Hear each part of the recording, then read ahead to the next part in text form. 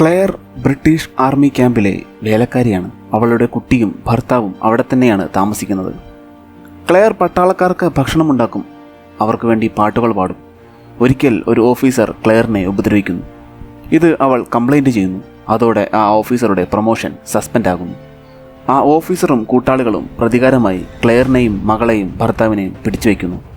ഭർത്താവിൻ്റെ മുന്നിലിട്ട് അവളെ ഉപദ്രവിക്കുന്നു. ഭർത്താവിനെ ശേഷം കൊല്ലുന്നു. അവരുടെ മകളെ ചുമരിലടിച്ച് കൊലപ്പെടുത്തുന്നു. ബോധം വന്നപ്പോൾ അവൾ തൻ്റെ മരിച്ചുപോയ മകളെയും എടുത്ത് പോലീസിൽ കംപ്ലൈൻറ്റ് ചെയ്യുന്നു. പക്ഷേ അവർ ക്ലെയറിനെ സഹായിക്കാൻ തയ്യാറായില്ല. അപ്പോഴേക്കും ബ്രിട്ടീഷ് ആർമി ക്യാമ്പ് ഒഴിഞ്ഞിരുന്നു. ക്ലെയർ തൻ്റെ മകൾക്കും ഭർത്താവിനും വേണ്ടി പ്രതികാരം ചെയ്യാൻ തീരുമാനിക്കുന്നു. പട്ടാളക്കാരെ തിരഞ്ഞുള്ള യാത്രയിൽ അവരെ ട്രാക്ക് ചെയ്യാൻ ഒരു കറുത്തവർഗ്ഗക്കാരനെയും അവൾ ഒപ്പം കൂട്ടുന്നു. അവർ പല പ്രതിസന്ധികളും കടന്ന് ഓരോരുത്തരെയായി വകവരുത്തുന്നു.